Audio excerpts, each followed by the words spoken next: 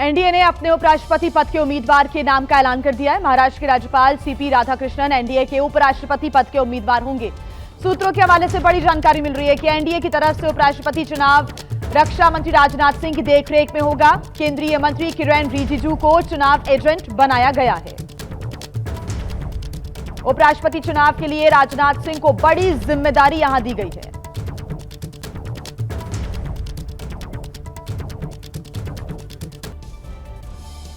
देखिए, पूरे गुजरात भर में इन दिनों मानसून की बारिश का दौर चल रहा है। खासकर उत्तर गुजरात की बात करें तो यहां पर भारी बारिश की वजह से कई स्थानों पर बाढ़ जैसे हालात बन गए हैं। कई नदियों में उफान आ गया है तो कुछ में पानी का प्रवाह काफी ज्यादा बढ़ चुका है। बनासकांठा की बात करें तो पानी की यहां पर जमकर मार पड़ी है। लोगों में परेशानी है, दिक्कतें हैं। और आउट ऑफ कंट्रोल मानसून ने लोगों की परेशानी बढ़ा दी है। तस्वीरें बनासकांठा के प्रसिद्ध अंबाजी मंदिर के पास की हैं, जहां बारिश का कहर देखने को मिल रहा है। हर तरफ पानी भरा है, सड़कें पानी में डूबी हुई हैं। सड़क किनारे खड़े इस बस को देखिए, जिसका पहिया पूरा पानी में डूबा हुआ है। मजबूरी में पैदल लोग और गाड़ियां इसी गंदे पानी में डूबकर आ रहे हैं। बाइक, कार या बस, हर कोई आफत की इस बारिश से बेहाल नजर आया। जगह जगह लोगों की गाड़ियां पानी ज्यादा होने की वजह से बंद हो गई हैं और लोग गाड़ियों में धक्का लगाते दिखे। बारिश से निचले इलाके पानी पानी नजर आए, जिसका सामना अंबाजी मंदिर जाने वाले श्रद्धालुओं को भी करना पड़ रहा है। बारिश और जलभराव की ये तस्वीरें बनासकांठा में नगरपालिका की लापरवाही की पोल खोल रही हैं। और इस बीच एक बड़ी खबर आपको बता दें, भारत पाकिस्तान का जिक्र करते हुए अमेरिका के विदेश मंत्री ने एक बड़ा बयान दिया है। उन्होंने कहा है कि सीज फायर कभी भी टूट सकता है, क्योंकि युद्ध विराम को कायम रखना एक कठिन काम है। उन्होंने आगे कहा कि हर दिन यह देखना पड़ता है कि भारत और पाकिस्तान के बीच इस वक्त क्या हो रहा है, क्या स्थितियां चल रही हैं। उन्होंने ये भी बयान दिया कि जो युद्ध विराम है वो कभी भी टूट सकता है। साथ ही आपको बता दें कि ये बयान राष्ट्रपति ट्रंप और यूक्रेनी राष्ट्रपति ज़ेलेंस्की की मुलाकात से पहले उन्होंने दिया है। Hard to negotiate when you're in the middle of hostilities. But that said, the only way to have a ceasefire is for both sides to agree to stop firing at one another. Beyond, and the Russians just haven't agreed to that. Beyond that, I would say that one of the complications about ceasefires is they have to be maintained, which is very difficult. I mean, every single day we keep an eye on what's happening between Pakistan and India, what's happening between Cambodia and Thailand. Ceasefires can fall apart very quickly. और आइए अब खबरों में आगे बढ़ते हैं। बात करते हैं चाइना की। उत्तरी चीन में अचानक आई बाढ़ ने एक कैंपिंग साइट को अपनी चपेट में ले लिया, जिसमें अब तक 10 लोगों की मौत की पुष्टि हो चुकी है, जबकि 2 लोग अभी लापता बताए जा रहे हैं। बिखरा मलबा गवाही दे रहा है कि चीन के उरद रियर बैनर में आई तबाही कितनी बड़ी, कितनी भयंकर और कितनी दर्दनाक थी। अचानक आई बाढ़ ने कैंप साइट और उसके आसपास के एरिया में कुछ भी नहीं छोड़ा। पानी की तेज धार अपने साथ सब कुछ बहाकर ले गई और पीछे छोड़ गई आपदा में मारे गए लोगों के परिवार का दुख। पानी की मार से इस कार की हालत पर गौर कीजिएगा। इसके बारे में कुछ भी बताने को नहीं बचा है। पुल पर खड़े इन आपातकालीन वाहनों और उनमें काम करने वाले लोगों को उन कैंपरों के जिंदा होने पर विश्वास है, जो सैलाब की ओट में समा गए। प्रभावित क्षेत्र में अभी भी कैंपरों की तलाश की जा रही है। शनिवार रात को आई आपदा कितनी भयानक थी, उसका एक छोटा ट्रेलर भी देख लीजिए, जिससे आपको असली तबाही का अंदाजा लग जाएगा। इस क्षेत्र के लिए आने वाले दिन और भी मुश्किल होने वाले हैं, क्योंकि मौसम विभाग के मुताबिक यहाँ अभी भी और बारिश होनी है। उत्तरी चीन के उरद रियर बैनर में ये आपदा शनिवार को स्थानीय समय के मुताबिक रात करीब 10 बजे आई थी, जो इनर मंगोलिया ऑटोनॉमस क्षेत्र का एक बड़ा पहाड़ी इलाका है और अपने लोकप्रिय कैंप साइट के लिए जाना जाता है। यूरोप का देश स्पेन इस समय जंगलों में लगी हुई भयंकर आग से बेहाल है। यहाँ के कई जंगलों में आग धधक रही है, जिस पर नियंत्रण पाने के लिए सरकार ने सेना की आपात इकाई से 500 सैनिकों को तैनात कर दिया है। 1400 सैनिक जंगलों में लगी आग को बुझाने के लिए पहले से ही तैनात थे। अब 500 अतिरिक्त सैनिक आने की वजह से इनकी संख्या 1900 हो गई है। स्पेन में जंगल की आग अब लोगों के आशियाने जला रही है। जिन घरों में कल तक लोगों की चहल पहल थी, आज वो आग की लाल लपटों से घिरे हुए हैं। फायर ब्रिगेड के कर्मचारी और हेलीकॉप्टर आग पर काबू पाने की भरसक कोशिश करते दिखे।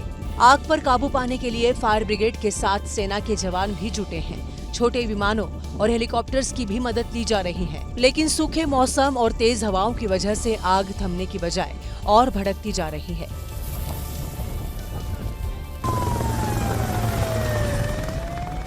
शनिवार को कार्डोबा शहर में अधिकतम तापमान 44.7 डिग्री सेल्सियस दर्ज किया गया, जिससे आग पर काबू पाने में दिक्कत हो रही है। इस साल स्पेन में लगी आग ने 3,90,000 एकड़ क्षेत्र को जला दिया है। इसकी तुलना अगर लंदन से करें तो जला हुआ एरिया आज से भी बड़ा है। आग की वजह से Madrid Galicia high speed train सेवाओं को निलंबित कर दिया है और लोगों को मास्क पहनने की सलाह दी गई है। आम अटकलों के बीच एनडीए ने अपना जो उपराष्ट्रपति पद के लिए उम्मीदवार है उसका ऐलान कर दिया है। बीजेपी अध्यक्ष जेपी नड्डा ने प्रेस कॉन्फ्रेंस करते हुए सीपी राधाकृष्णन के नाम का ऐलान किया, जो मौजूदा वक्त में महाराष्ट्र के राज्यपाल हैं। तो आपको बता दें कि बीजेपी अध्यक्ष जेपी नड्डा ने कल प्रेस कॉन्फ्रेंस की थी और सीपी राधाकृष्णन के नाम का उन्होंने ऐलान कर दिया। हालांकि विपक्ष से भी लगातार बातचीत चल रही है ताकि निर्विरोध ही इस चुनाव में आगे बढ़ा जा सके। ये फैसला बीजेपी संसदीय बोर्ड की बैठक में लिया गया, जिसमें पीएम मोदी और अमित शाह समेत पार्टी के दिग्गज नेता मौजूद रहे। सीपी राधाकृष्णन को कोयम्बटूर का वाजपेयी और तमिलनाडु का अजात शत्रु कहा जाता है। हमारे उपराष्ट्रपति के प्रत्याशी के रूप में हमारे महाराष्ट्र के राज्यपाल श्री सीपी राधाकृष्णन जी, चंद्रपुरम पुन्नासामी राधाकृष्णन जी, उनको हम एनडीए का प्रत्याशी बनाएंगे। सीपी राधाकृष्णन का ताल्लुक तमिलनाडु से है, जो ओबीसी समाज से आते हैं। वो जुलाई 2024 में महाराष्ट्र के राज्यपाल बने थे। इससे पहले वो झारखंड के भी राज्यपाल रहे हैं। 1998 में वो पहली बार कोयम्बटूर से लोकसभा सांसद चुने गए। राजनीति में आने से पहले सीपी राधाकृष्णन लंबे समय तक संघ से जुड़े रहे। खास बात यह है कि आज ही सीपी राधाकृष्णन दर्शन के लिए मुंबई के सिद्धिविनायक मंदिर पहुंचे थे। अब देखिए, महाराष्ट्र के राज्यपाल सीपी राधाकृष्णन को उपराष्ट्रपति पद के लिए एनडीए का उम्मीदवार चुने जाने पर प्रधानमंत्री नरेंद्र मोदी, गृहमंत्री अमित शाह समेत बीजेपी और सहयोगी दलों के नेताओं ने उन्हें बधाई दी और उनके लंबे सार्वजनिक जीवन की सराहना की। प्रधानमंत्री मोदी ने भी सोशल मीडिया पोस्ट के जरिए सीपी राधाकृष्णन को बधाई दी और लिखा कि राधाकृष्णन जी ने अपनी विनम्रता, समर्पण और बुद्धिमत्ता से राजनीति और समाज में अलग पहचान बनाई है। उन्होंने हमेशा सामुदायिक सेवा और वंचित वर्गों को सशक्त बनाने पर ध्यान केंद्रित किया। पीएम मोदी की बधाई देते ही सीपी राधाकृष्णन ने भी उनका आभार व्यक्त किया।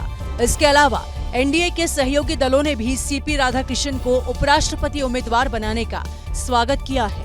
समावेशी विकास, सामाजिक न्याय, इस सब के प्रति जो प्रतिबद्धता एनडीए की है वो दर्शाता है और बिल्कुल वेलकम स्टेप है। हमारी पार्टी स्वागत करती है उनके कैंडिडेचर को। समाजवादी पार्टी के सांसद अवधेश प्रसाद ने भी सीपी राधाकृष्णन को बधाई दी है। अनुभवी हैं और विभिन्न पदों पर रहे हैं और उनका अपना एक देश में स्थान थे।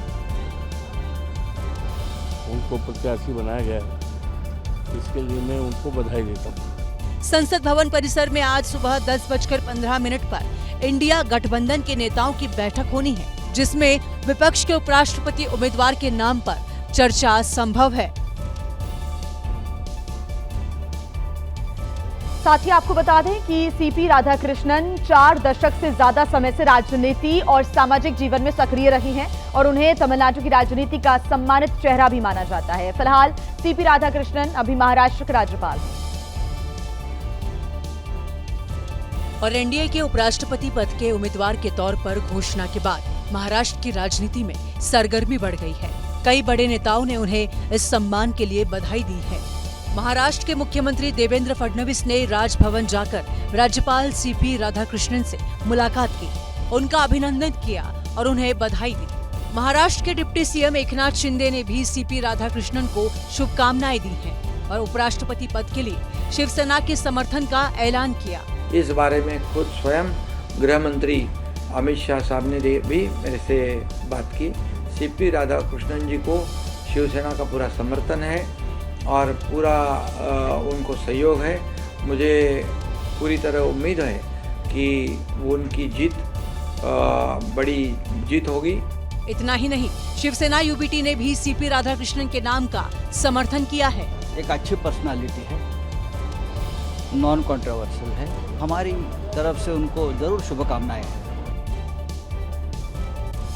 और आइए अब बात करते हैं कृष्ण जन्माष्टमी की, क्योंकि देश भर में श्री कृष्ण जन्मोत्सव की धूम देखने को मिली। जगह जगह मटकी फोड़ कार्यक्रमों का आयोजन किया गया, लेकिन उत्तराखंड की पौड़ी से जो वीडियो सामने आया वो सोशल मीडिया पर खूब सुर्खियां बटोर रहा है। पौड़ी जिला मुख्यालय के बस स्टेशन पर मटकी फोड़ कार्यक्रम आयोजित हुआ। लोगों की भीड़ जमा हुई, गोविंदाओं की टोली भी पहुंची। काफी मशक्कत के बाद गोविंदा की एक टोली मटकी तक पहुंचने में कामयाब हो गई। गोविंदा ने जैसे ही मटकी फोड़ी, लोग झूम उठे, लेकिन तभी संतुलन बिगड़ा और मटकी फोड़ने वाला गोविंदा रस्सी पकड़कर हवा में ही लटक गया। इस गोविंदा ने रस्सी के सहारे दूसरे छोर जाने की कोशिश भी की, लेकिन कामयाब नहीं हुआ। कुछ देर बाद हवा में लटके हुए गोविंदा ने रस्सी छोड़ी, लेकिन नीचे उसे पकड़ने की पूरी तैयारी थी, जिससे गोविंदा को चोट नहीं आई। और देखिए कुछ तस्वीरें सामने आई हैं गुजरात से भी, जहां के कच्छ में मटकी फोड़ कार्यक्रम के दौरान एक दर्दनाक हादसा हो गया, जिसमें 2 बच्चों की मौत हो गई है। एक गंभीर रूप से घायल बताया जा रहा है। भचाऊ के चौबारी गांव में मटकी फोड़ कार्यक्रम का आयोजन किया गया था। रस्सी टूटी और खंबा गिर गया। खंबा गिरा तो उसकी चपेट में बच्चे आ गए और गंभीर रूप से जख्मी हो गए। मटकी फोड़ कार्यक्रम के दौरान सबसे पहले रस्सी पर झूला झूल रहा ये युवक गिरा, इसे गंभीर चोटें आई, लेकिन इसके तुरंत बाद वहां खड़ा पोल 2 बच्चों पर गिर गया। मौके पर मौजूद लोगों ने तुरंत पोल को उठाया और बच्चों को निकालकर अस्पताल पहुंचाया, लेकिन दोनों की मौत हो गई। वहीं रस्सी से गिरकर घायल हुए युवक का अस्पताल में इलाज जारी है। और वहीं मध्य प्रदेश के इंदौर में 2 मंचलों को पुलिस ने अच्छे से सबक सिखाया। इन मंचलों ने रास्ते पर चल रही एक महिला के साथ छेड़खानी की थी, लेकिन अब दोबारा ये ऐसा करने से पहले 1000 बार सोचेंगे। दोपहर का वक्त था, सड़क से लोग गुजर रहे थे, तभी बाइक से आ रहे इन मंचलों ने महिला के साथ छेड़खानी कर दी। महिला के शोर मचाने पर ये तेजी से भाग गए, लेकिन इनकी ये करतूत सीसीटीवी में कैद हो गई और फिर पुलिस इन्हें पकड़कर इनका जुलूस निकाल दी। जिस सड़क पर मंचलों ने महिला के साथ छेड़खानी की थी, पुलिस उन्हें इसी सड़क पर लेकर आई और ऐसा सबक सिखाया कि भविष्य में ऐसी हरकत करने से पहले ये 100 बार सोचेंगे।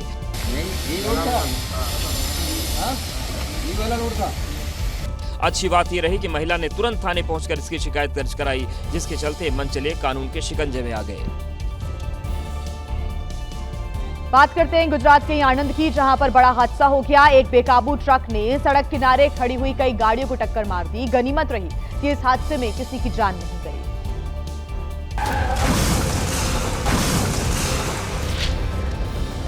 सीसीटीवी में दिखाई दिया कि हाईवे की ओर जा रहा एक ट्रेलर सड़क किनारे खड़ी 1 नहीं 2 नहीं बल्कि 8 गाड़ियों को रौंदते चला गया।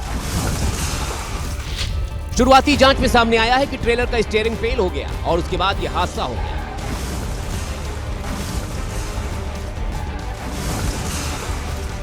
अचानक हुए हादसे से वहां मौजूद लोगों के बीच अफरा तफरी मच गई। लोग जान बचाते हुए नजर आए।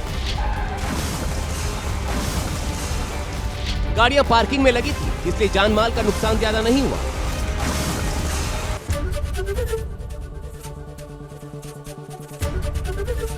एबीपी गंगा, खबर आपकी, जुबान आपकी।